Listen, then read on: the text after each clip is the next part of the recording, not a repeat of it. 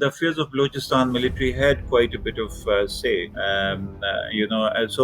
So whenever military had that much of a say, then obviously the political action is hobbled, is restrained. So it's not political expression to its fullest, so far as Balochistan is concerned, and that is the real problem. And Pakistan, ever since we are reminded of Nehru report, rather Nehru report, Qaid-e-Azam's 14 points. And Qaid-e-Azam's 14 points, one of the major demand that Qaid-e-Azam put forward was to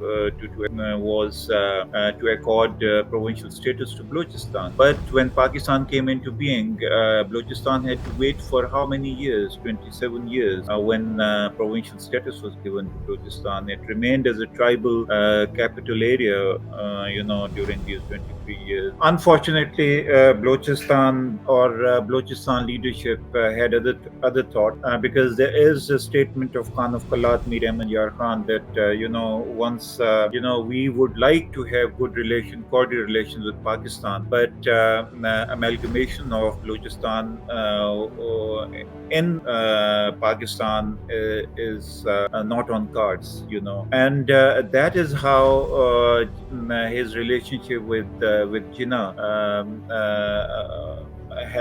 had some problem. There was some sort of a sore relationship between them, and that's how army contingent was sent, and that's how Balochistan was Mir Ahmad Yar Khan was armed twisted to join Pakistan. And if you just excavate a bit further, or so far as other princely states are concerned, you will find out that several of the princely states, including Kalat and Laswela and Deed and Sawat and Bahawalpur even, they accepted Pakistan with a pinch of salt. They did not become part of Pakistan happily.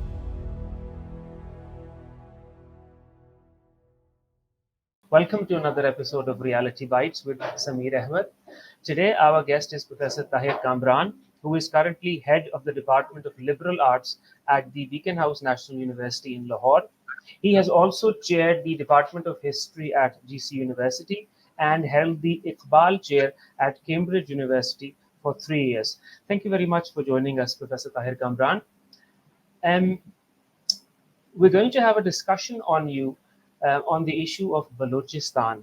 And just to give a very quick introduction into the violence that has surged in the province in recent times. In February 2022, we had an attack on military convoys in the Sibbi district of the region. There were heavy casualties. In June of 2022, a significant attack took place at the University of Balochistan, where armed assailants targeted a police training facility. In September of 2023, a suicide blast in a market in the town of Mastoor killed at least 20 people. And October 2023, clashes again erupted between security forces and militants in the Avaran district. Last month, there's also been a significant surge in violence between Baloch separatists and Pakistani security forces. Professor Tahir Kamran, can you begin this talk by explaining to us a bit of the history of the area that is now called Balochistan?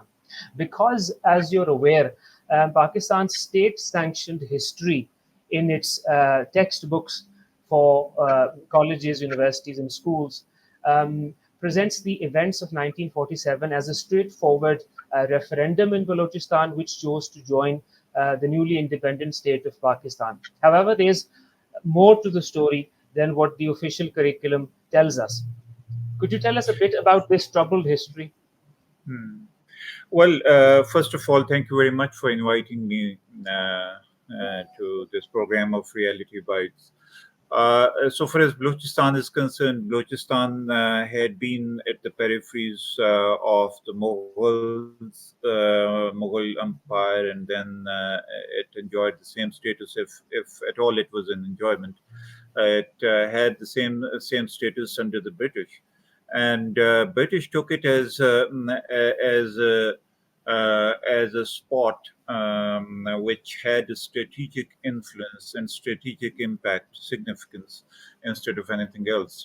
So it was not an active, to my own reckoning, it was not an active part of British Indian empire system. It remained at the periphery, and it was used only when British wanted to keep an eye on whatever was transpiring in Afghanistan. And it had British had quite cordial relationship with various Nawabs and Maliks and the tribal leaders, particularly Khan of Kalat. And it only had an active involvement in the cantonment of Quetta, which was strategically very important, and that the school, the Army College of Quetta had a long history, and as one of uh, most the most important because of the training that is offered there. So military contingent was stationed throughout in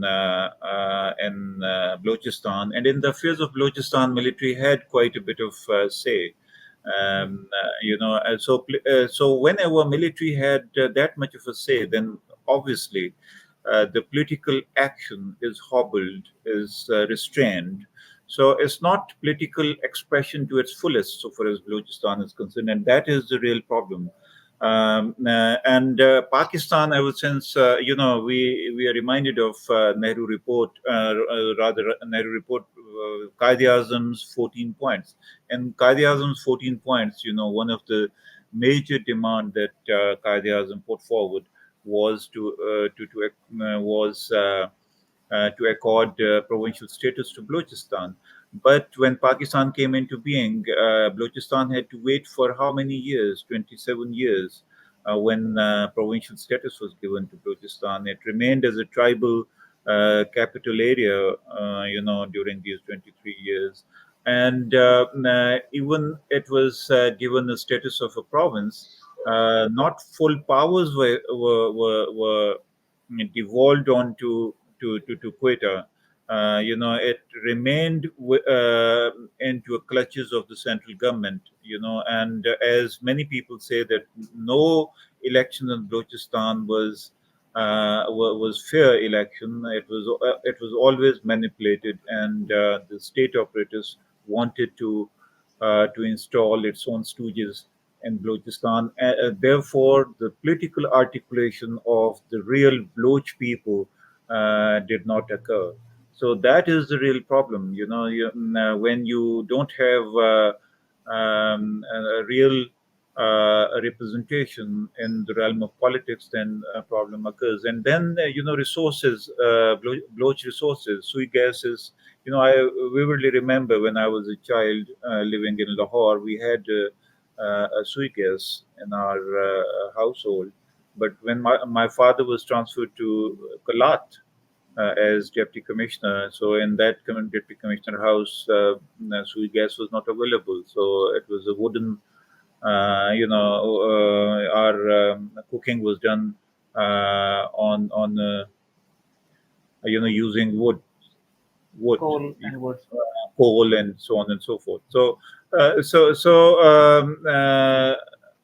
the Balochistan was not given its due share and the resources, and obviously its political narrative was not owned up.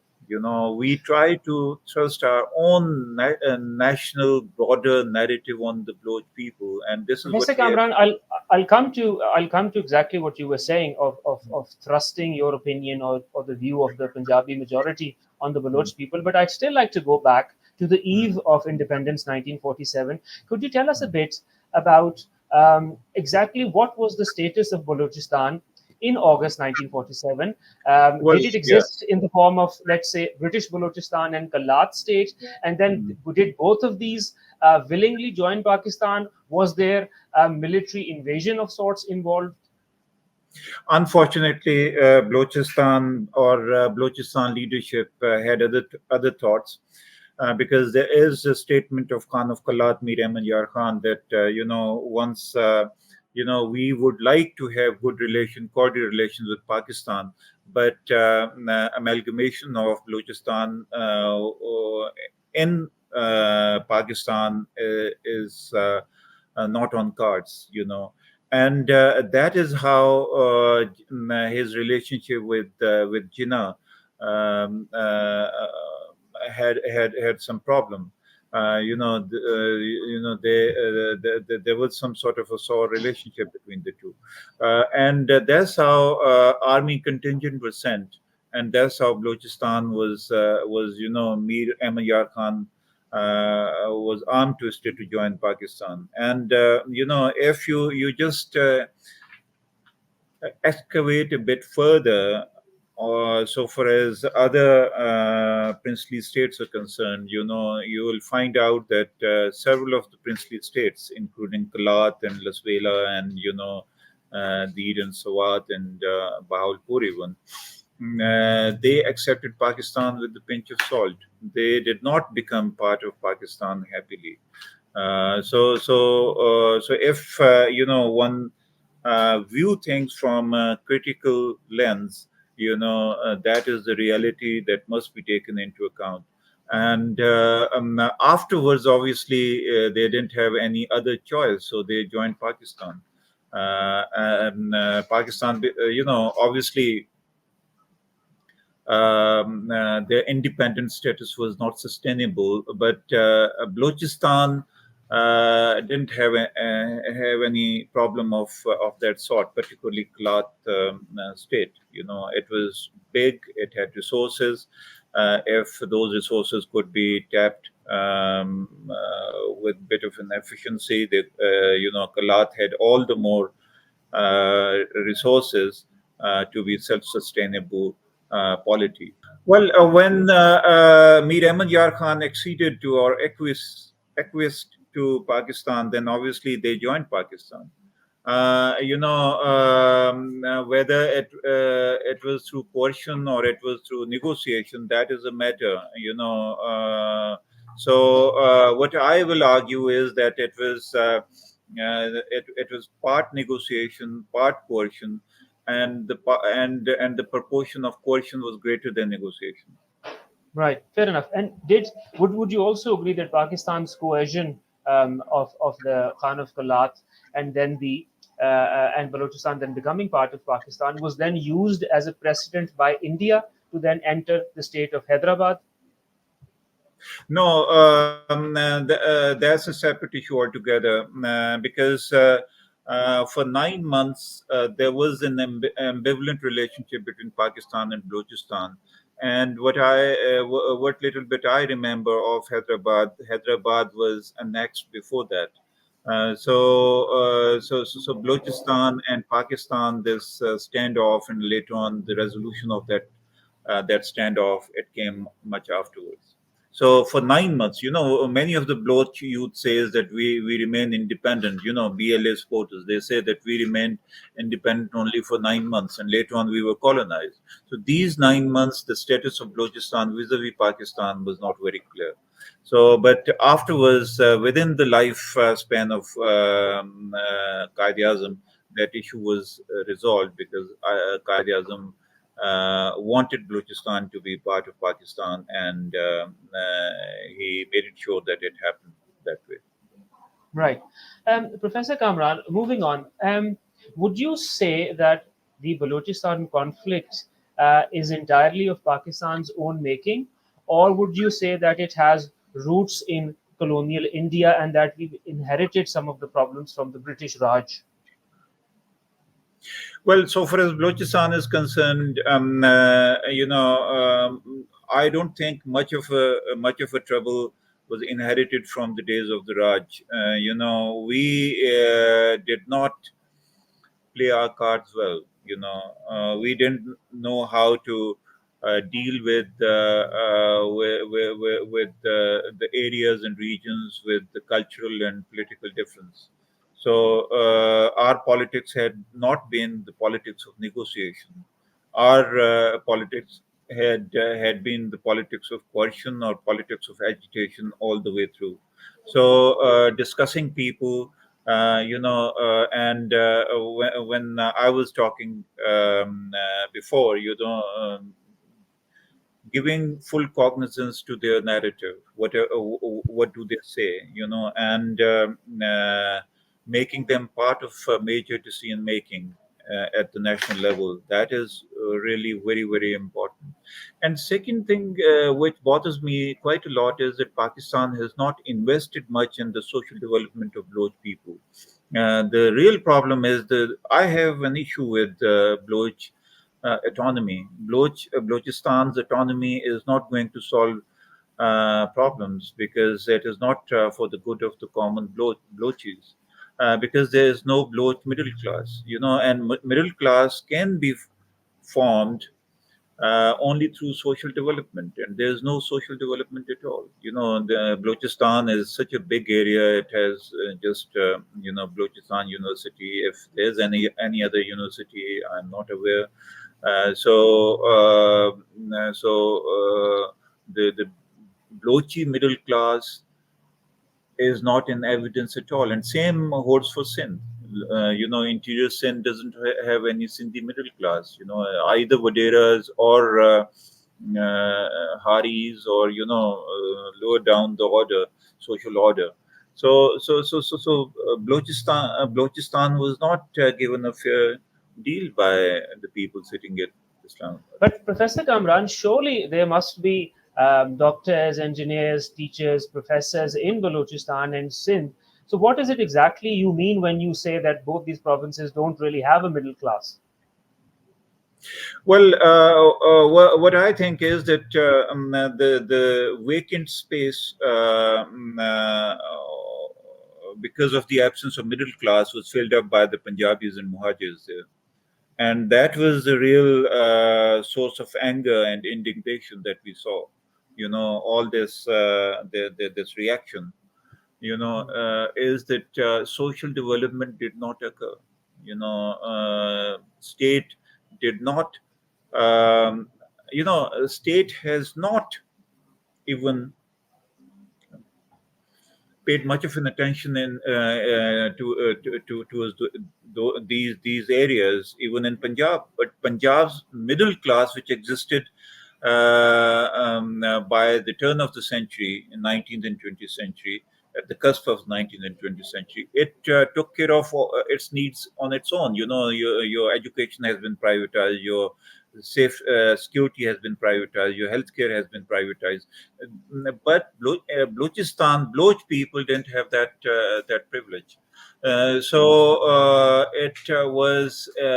was dependent on the people who were making decisions at Islamabad, or the people who came from other areas, and they settled down in Quetta and its outskirts, and they filled in the vacant space provided to those people, those migrants, by the absence of Baloch middle class. That's what my understanding is. Right. Moving on, Professor Kamran, you've written extensively on the history of the Baloch conflict. I was going to request, if it's possible to you for you to put in brief words, talk us through the history of this conflict. What do you see as major turning points since 1947, when we could have improved the situation in Balochistan, but we did not, or we launched military operations, and you think that these were the pivotal moments where the situation deteriorated or perhaps reached a point of no return? I think first and foremost is that Balochistan should be given a provincial status right from the word go, from 1947. It was such a vast mass of land. It deserved to have a provincial status. Secondly, Pakistani state should have paid enough attention in the creation of middle class, or social development should have taken care of. Secondly, in 1970s, the way Bhutto Saab dealt with Balochistan, that was absolutely unfair. Sending army to Balochistan instead of calling people over and holding talks. If you have some issue, particularly after Bhutto Saab extracted consent over 1973 constitution from Akbar Bukti, Ataullah Mangal, Bazanjo Saab. So there was no pretext whatsoever of sending army there and banning NAP, National Awami Party. That, I think, in the parliamentary political history of Pakistan, the biggest mistake and biggest blunder was the banning of National Awami Party, in which the popular leadership, the effective leadership, Baloch leadership, was the pivotal part of it, including Pakhtun leaders like Abdul Wali Khan and Ajmal Khatib and so on and so forth. So when Bazanjo was discounted, when Ataullah Mangal was discounted, when Khair Bakhmari was discounted, so obviously Balochistan and Baloch people should have some complaints, and those complaints were not addressed. And from there, things turned from bad to worse. And then another thing happened during Ziaul's time, that Afghan invasion, Soviet Invasion of invasion Afghanistan. of Afghanistan, and the response that Pakistan came up with. It's I don't know whether it was such a situation where that was an apt response. We have argument on both sides, but the ramification of it were very, very disastrous, at least catastrophic, if not disastrous. The upshot of that, whatever our policy had been vis-a-vis Afghanistan, it wreaked havoc. So, for as Balochistan was concerned, Quetta Shura came up, and then the whole Baloch region close to Chaman and inside Loralai and Noshki side, it got affected. The society had been criminalized to a lot extent. The erosion of trust for Pakistan, it happened. So and then the last straw on the camel back was when General Musharraf, he was adventurous enough to go after Nawab Akbar Bukti and killed him.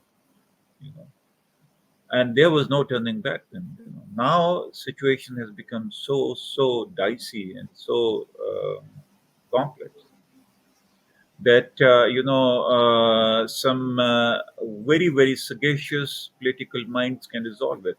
You constitute a coterie of people who are really good negotiators, like Shahid Hussain Sayyid, like if it's Azesan agrees to it, you know, and such people, they should go. General Tariq, these people should go and talk to the tribal leaders and the Mhm. people who can be good. So, like our state was very good at alienating Akhtar Mengal. So why don't you go and talk to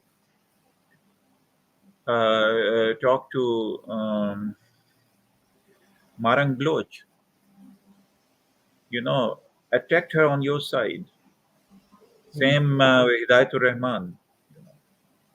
Right. Uh, And Professor Kamran, engage I'd in a like to positive. pick your brains because you've mentioned Zulfikar Ali Bhutto's military operation in the Mm. 70s in Balochistan. I'd like to pick your brains on this one. Um, uh, you've squarely placed the blame on Bhutto's shoulders, but do you think civilians, elected leaders, ever really are in control of such policy matters? Was it the advice that Bhutto was being given by the military, and it would have been presented to him in such a way that the military operation would have been presented as the only option or as indispensable in Balochistan? Or do you think it had to do with Bhutto and he did really have the authority to order things of this kind? I think Bhutto's rule was an exception. Overall scenario. So far as overall scenario is concerned, I agree with your that assertion that in the overdeveloped state structure of Pakistan, civilian leadership didn't have much say. But so far as Bhutto is concerned, Bhutto's first 3 years in particular were an exception. And then, with the sense of history that Bhutto had and the political vision that Bhutto had, Bhutto was very smart politician, no doubt. But committing such a mistake, so committing such a mistake by Zulfikar Ali Bhutto,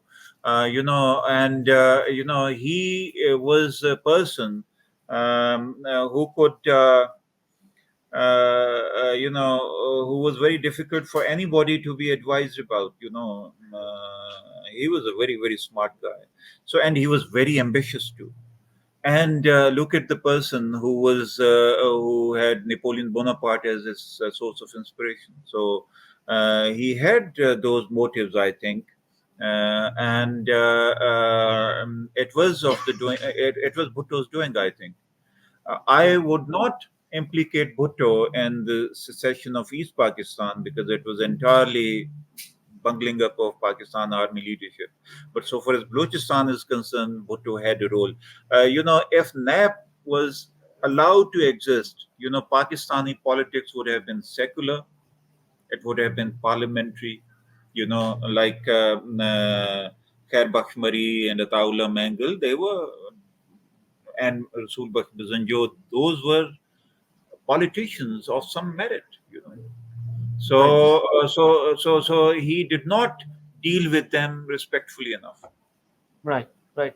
Moving on, Dr. Tahir Kamran, I'd like to talk a bit about the current insurgency in Balochistan, and particularly about the Baloch Liberation Organization, the BLA. Could you tell us a bit about them? Is this the Baloch middle class? Are these children of tribal chiefs? Who really is the BLA? What really is the BLA?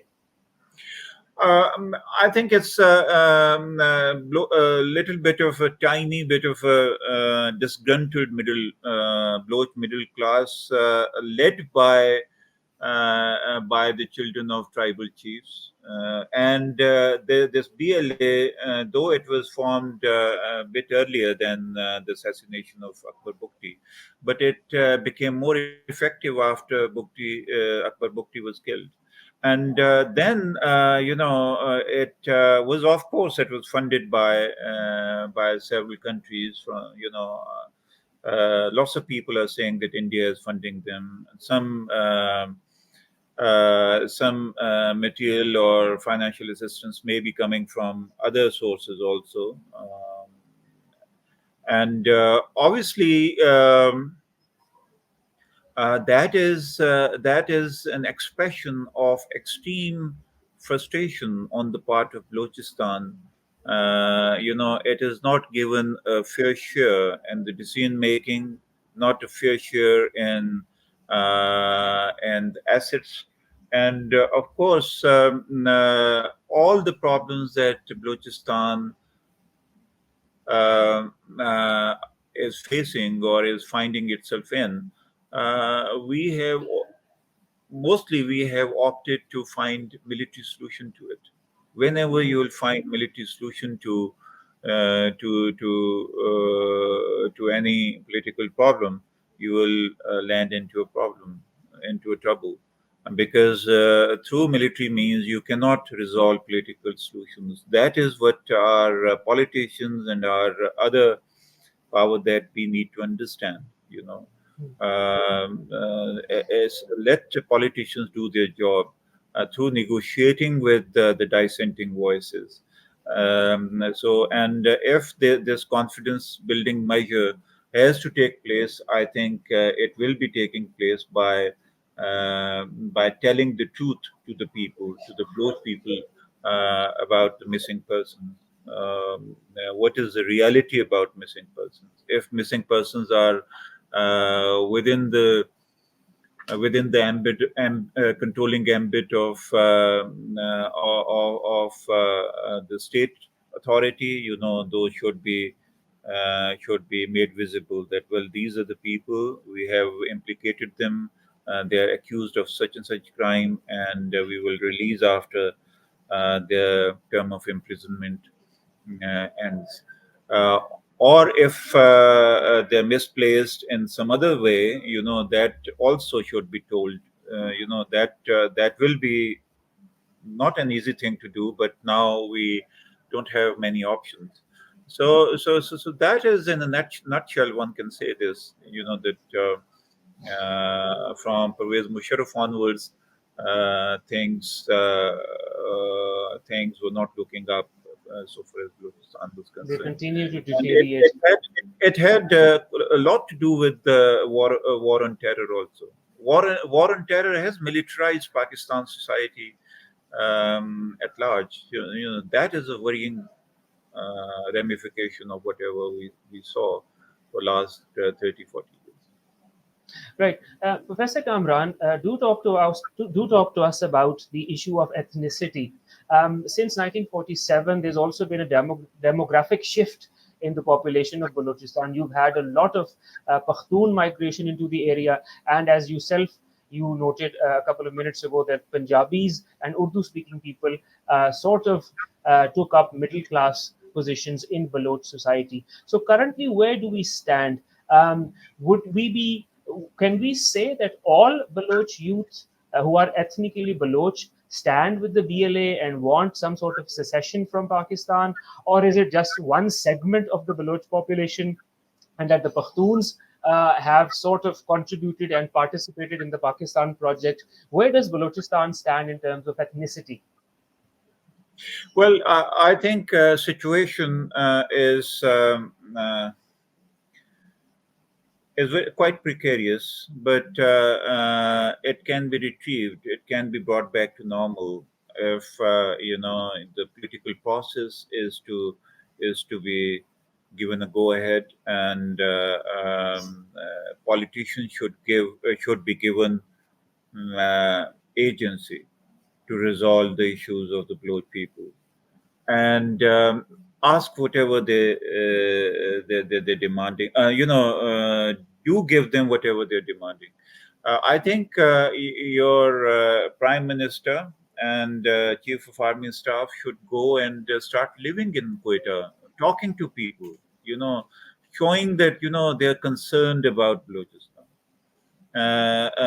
Military chief as well as prime minister and home minister and all those fellows, they should go and station themselves in Quetta, get this negotiating process going, and by engaging with them, they should at least engage with those people who are disgruntled. I don't see any engagement on their part. Sometimes you're stupid enough to say that whatever is brewing up in Balochistan, it can be handled by SHO. Such naive statement should not be issued. You should know what the situation is, and the gravity of the situation. Professor If Kamran, would you, as a historian and as an ethnic Punjabi, would you agree with this allegation that Balochistan is now under Punjabi colonial occupation? Well, that's what Blochi people say, because army is controlling things, and army is mostly Punjabi. So vicariously blame is put on Punjabis. Hmm. All right. So allow them. Withdrawal of army will work a long way, big way in instituting some sort of a confidence building measures. Right. Um, I would come to my last question for this session, Dr. Tahir Kamran, which is that realistically speaking, and not wishfully speaking, what are the possible future scenarios for Balochistan? If Balochistan, if this dialogue process is initiated, and you just take people on board, and hold dialogue with the disgruntled people, do some sort of a reform through Bloch leadership, things can be brought back to normal. and the military involvement should be lessened. Should be, it must see that it has a waning effect, and that the Chaman border needs to be secured. And I think the trade should be open. There should be no excise duty. There should be no taxation on that. You just open up trade with Afghanistan. So that will, I think, bring things, and the temperature. It will bring temperature down, and then engage with tribal elders, engage with the jirga system, engage with whosoever holds any sway in Balochistan, and talk to them, and send signals to BLA and BLF that we want a negotiated settlement, and their grievances will be given synthetic consideration, and we are not going to target anyone. And these should go from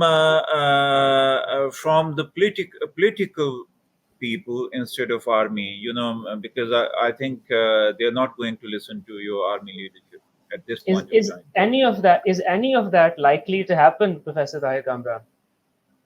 Well, unfortunately, I don't see any light at the end of the tunnel so far, but one can expect that some better sense may prevail. Right. Somebody may suggest our top leadership that they should act in a wise manner and a prudent manner. You know. And hopefully they will see reason. I'll have to call it a day on that. Thank you very Yeah. much.